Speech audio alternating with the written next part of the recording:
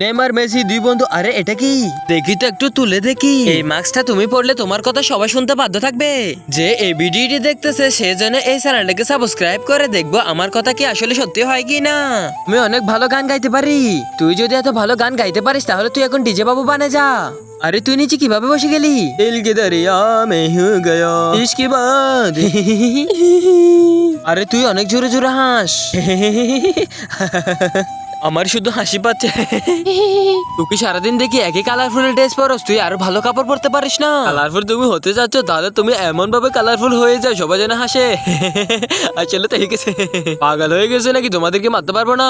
এই নারকেলটা তুমি নাও, তোমার মাথা দিয়ে ফাটিয়ে ফেলা আর বলো আমি পাগল। ঠিক আছে এই নাও। আরে আমি তো পাগল, এটা পাঠায় না কেন? আমি তো পাগল।